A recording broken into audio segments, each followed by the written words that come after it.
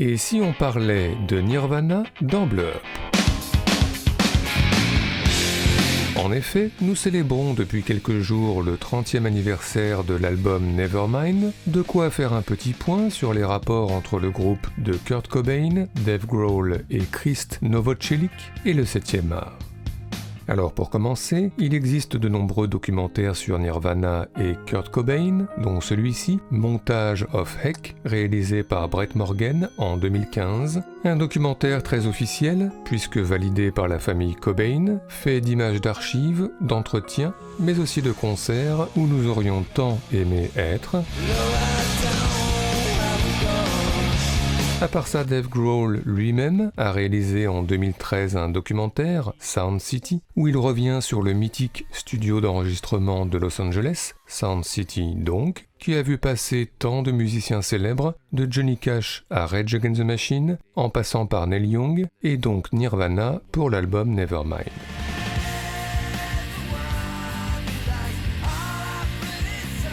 À part ça, c'est connu, Gus Van Sant, avec Last Days, a réalisé un film autour de Kurt Cobain, et le autour est important, car effectivement, Kurt Cobain sous les traits de Michael Pitt n'apparaît jamais tout à fait clairement, mais plutôt comme une silhouette, une esquisse, vue de loin, ou vue de dos et le visage dissimulé derrière ses cheveux, bref un portrait de Kurt Cobain out of focus, un portrait hors champ.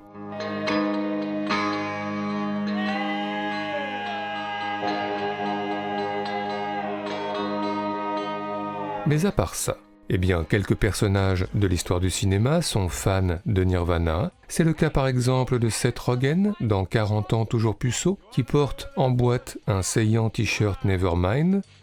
Sinon, dans Under the Silver Lake, au-dessus du lit d'Andrew Garfield, trône un poster de Nirvana très chic, puisque dédicacé, un poster que l'on découvre lors d'une scène de sexe que l'on ne peut pas vous montrer sans être censuré sur YouTube, et c'est dommage. Sinon, dans Venir au monde, de Sergio Castellitto, on danse sur Something in the Way, dans une chambre là aussi, remplie de posters de Nirvana. À part ça, on commente le groupe et Kurt Cobain. Un personnage dans la série Six Feet Under est bouleversé par le suicide du chanteur, tout en écoutant All Apologize. He was just too pure for this world. Tandis qu'à l'inverse, Mickey Rourke, dans The Wrestler, a des mots moins doux pour qualifier Kurt Cobain. Bet your ass, man. Guns N' Roses fucking rule. Crew. Yeah. Def Leppard. Then that Cobain pussy had to come around and ruin it all. Mais enfin, et c'est là où nous voulions en venir, les chansons de Nirvana ont été abondamment citées au cinéma. Mais non, arrêtons-nous là tout de suite, car ce n'est pas vrai. En effet, hormis l'errance de Jake Gyllenhaal dans sa base militaire en Irak, dans Jarhead, sur Something in the Way, hormis la citation très musclée de Breed dans Shoot 'Em Up, et hormis la citation sur vinyle venue de nulle part de Come As You Are dans Captain Marvel, pas grand-chose à se mettre sous la dent, à part peut-être quelques reprises insolites, comme cette variation au piano sur Heart Shaped Box dans la série Westworld, ou encore Smells Like Teen Spirit, hymne d'une génération, entonné par les Muppets aux grandes dames de Jack Black dans les Muppets Le Retour, mais aussi entonné par des centaines d'anonymes au Moulin Rouge dans Moulin Rouge, ou encore entonné par des milliers d'enfants, plus Hugh Jackman dans Pan.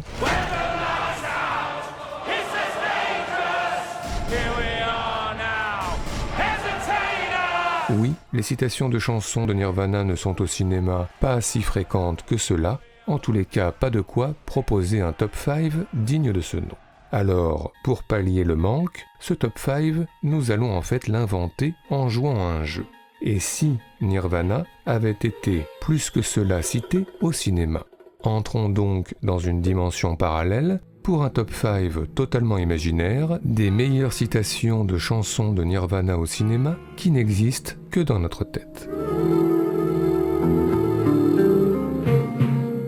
Notre numéro 5, commençons par une évidence, Shame de Steve McQueen. Pour décompresser, on le sait, Michael Fassbender a l'habitude de courir dans Manhattan la nuit au rythme des compositions de Jean-Sébastien Bach, mais pas ce soir-là.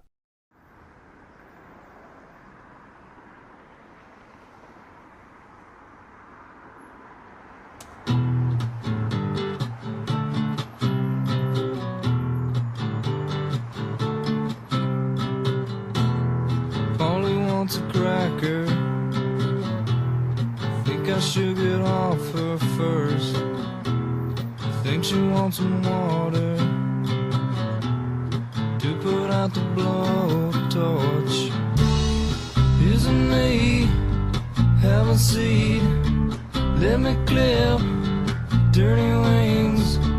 Let me take a ride. Cut yourself. Want some help? Please myself, got some rope, haven't told. Promise you, haven't true.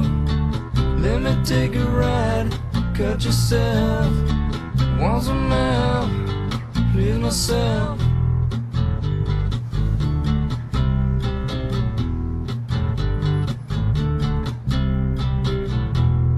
Only wants a cracker. Maybe she would like some food. She asked me to untie her. She's really nice for a few. Isn't me, haven't seen. Let me clip dirty wings. Let me take a ride, cut yourself. Want some help, please myself. Got some rope, haven't told. Promise you, haven't true. Let me take a ride, cut yourself. Want some help, please myself. Notre numéro 4 concerne Gus Van Sant à nouveau. Dans Last Days, inspiré, rappelons-le, de la vie de Kurt Cobain, le cinéaste américain avait tenu à ne pas citer de chansons de Nirvana, mais pas dans son film suivant, Paranoid Park.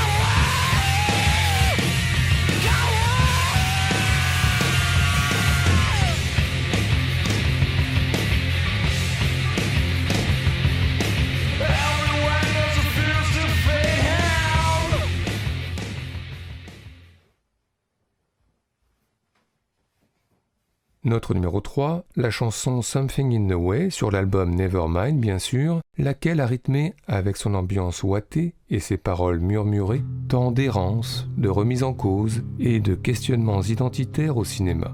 On se souvient notamment que la chanson rythmait la déprime sur un canapé en pleine rue de Sam Shepard dans Don't Come Knocking de Wim Wenders.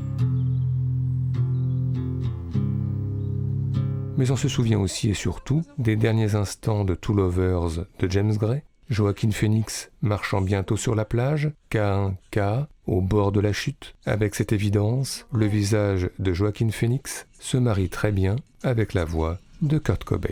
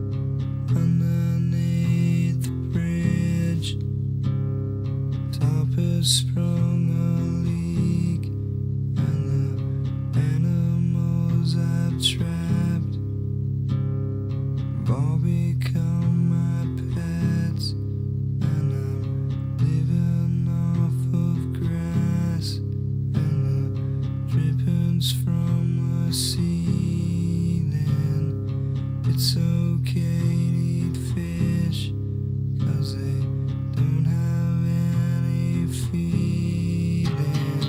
Something in the way,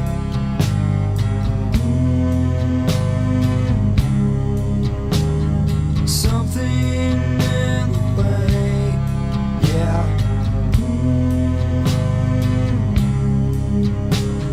Something in the way.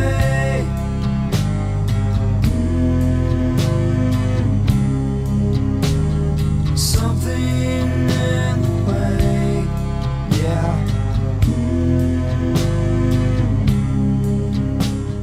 Notre numéro 2, The Social Network de David Fincher, et plus précisément la dernière scène du film. Jesse Eisenberg, seul face à son écran, hésite, puis request sa copine, encore et encore. Au départ, David Fincher avait souhaité utiliser le Baby You're a Rich Man des Beatles, mais pour des questions de droit, Beatles oblige, David Fincher a dû changer de bande-son pour choisir finalement, et bien lui en a pris, The Man Who Sold the World de David Bowie, version Nirvana.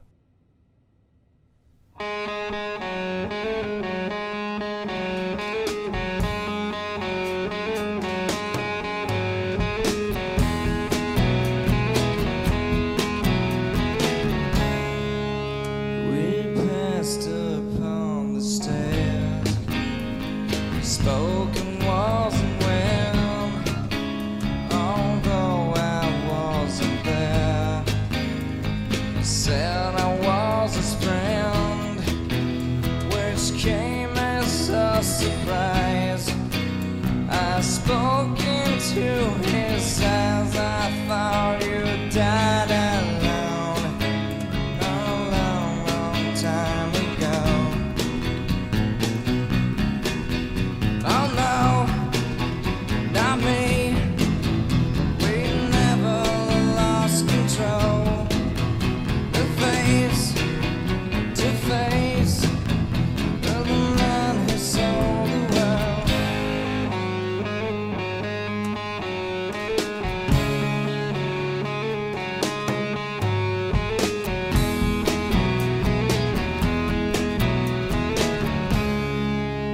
I laughed and shook his hand. I made my way back home. I searched for former land. For years and years I roamed. Enfin, notre numéro 1 est l'évidence de l'évidence, Matrix le premier, car pour illustrer l'envol final de Keanu Reeves, les Wachowski ont longtemps hésité entre Rage Against the Machine et Nirvana avant de finalement choisir. I'm going to hang up this phone, and then I'm going to show these people what you don't want them to see. I'm going to show them a world without you. A world without rules and controls, without borders or boundaries. A world where anything is possible. Where we go from there is a choice I leave to you.